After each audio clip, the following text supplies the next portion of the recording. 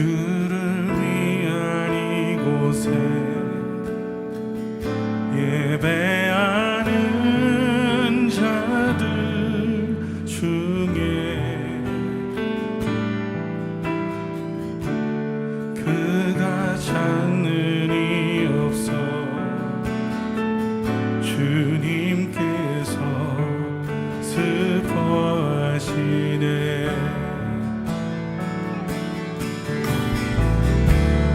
주님이 찾으시는 그 한 사람, 그 예배자,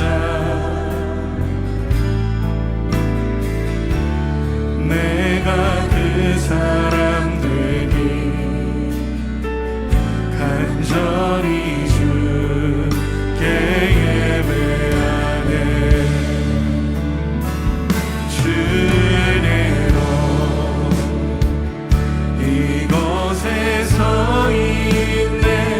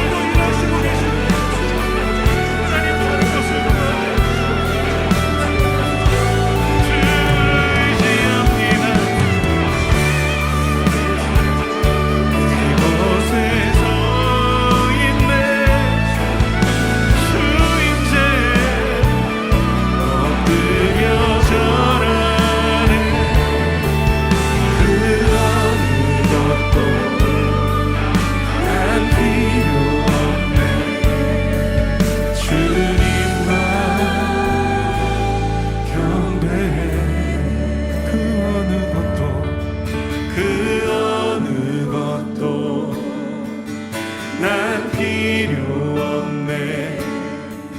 주님만 경배. 그 약속 안에 우리를 붙드시고 주의 길로 우리를 인도하시는 주님, 우리의 기도 들으시며 우리의 주인 되신, 우리 왕 되신 주님 찬양합니다. 오늘 우리에게 주시는 하나님의 말씀은 말라기 4장 1절에서 6절의 말씀입니다. 만군의 여호와가 이르노라. 보라, 용광로 불같은 날이 이르리니 교만한 자와 악을 행하는 자는 다 지푸라기 같을 것이라. 그 이르는 날에 그들을 살라 그 뿌리와 가지를 남기지 아니할 것이로되 내 이름을 경외하는 너희에게는 공의로운 해가 떠올라서 치료하는 광선을 비추리니 너희가 나가서 외양간에서 나온 송아지 같이 뛰리라. 또 너희가 악인을 밟을 것이니 그들이 내가 정한 날에 너희 발바닥 밑에 재와 같으리라. 만군의 여호와의 말이니라. 너희가 내가 호렙에서 온 이스라엘을 위하여 내 종 모세에게 명령한 법 곧 율례와 법도를 기억하라.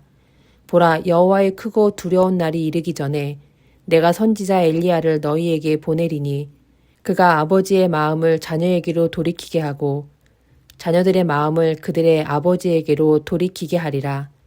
돌이키지 아니하면 두렵건대 내가 와서 저주로 그 땅을 칠까 하노라 하시니라. 아멘. 구약 성경의 많은 부분은 징계와 심판에 대한 이야기로 채워져 있습니다. 반복하여 우상숭배를 비롯해 악을 행하는 사람들에게 대한 하나님의 경고와 그 경고를 듣지 않은 사람의 교만에 대한 이야기가 상당히 많습니다. 왜 이리 많은 경고로 성경을 채워야 했을까요? 그것은 사람이 하나님을 따르지 않았기 때문입니다. 창조의 뜻을 저버리고 교만과 죄의 길을 걸으며 하나님으로부터 멀어지고 말았습니다. 하나님은 그들을 되돌리려 계속 선지자들을 보내셨으나 그들은 거절과 동시에 더욱 큰 패악으로 하나님으로부터 멀어지는 길을 선택하고 말았습니다. 하나님은 끌어안으시려고 하나 사람은 그 하나님을 밀어내는 상황이 반복되니 마치 사람들을 징계로서 심판하는 모양새가 되고 말았습니다. 하나님의 본뜻은 사람을 행복하게 하는 것이었습니다. 성경 안에 가장 행복한 장면은 에덴 동산에 있습니다. 하나님이 사람을 창조하시고 그의 권한을 사람에게 줌으로써 신뢰와 동행으로 아름다운 에덴을 만들었습니다. 곧 사람은 하나님과 함께할 때 제일 행복할 수 있습니다. 하지만 사람이 하나님을 거절함으로써 그 행복의 동행은 깨지고 말았습니다. 하나님과 함께하는 것을 속박이라 여기며 자신들이 원하는 대로 살기를 원했던 사람들은 욕망과 탐욕으로 점철된 악한 길을 걷고 말았습니다. 솔로몬, 여로보암 같은 왕들은 하나님의 은혜를 입었으면서도 하나님과의 동행보다 스스로의 만족을 위한 삶을 살다가 나라 전체를 불행하게 만드는 잘못된 선택을 합니다. 말라기는 하나님을 거절하는 사람들을 향해 마지막 경고를 보냅니다. 여호와의 심판의 날이 다가오고 있으니 정신을 차리고 하나님을 바라보라는 것입니다. 하지만 마냥 심판만을 말하진 않습니다. 다른 선지자들처럼 심판을 막을 구원의 메시지를 함께 선포합니다. 엘리야가 다시 돌아와 회개를 촉구할 때 그 말을 들어야 합니다. 회개의 촉구에 반응하는 사람은 아버지의 하나님의 마음을 깨닫게 되고 그 삶을 돌이켜 구원의 문을 향하게 됩니다. 허나 그 회개의 메시지를 받지 않는 자는 과거에 패역했던 사람들처럼 심판에서 벗어나지 못할 것입니다. 우리는 그 보냄받은 엘리야가 세례 요한이고 구원을 완성한 이를 예수님으로 기억합니다. 그리고 예수님의 이름으로 인해 구원과 심판이 갈릴 것을 믿습니다. 하지만 구원의 서사는 예수님이 오셨던 시대에 종결되지 않았습니다. 한 사람이라도 더 구원받길 원하시는 하나님께서 구원의 시간을 연장하셨기 때문입니다. 그러기에 오늘 하나님의 은혜를 아는 사람이라면 모두가 엘리야가 되어 회개의 메시지를 전해야 합니다. 입술과 행동, 삶의 방향을 하나님께 향하여 모든 것으로 하나님의 구원의 뜻을 전해야 합니다. 세상의 사람들은 구약의 사람들처럼 여전히 하나님을 밀어냅니다. 하나님 없이도 좋은 세상을 만들 수 있는 것처럼 말합니다.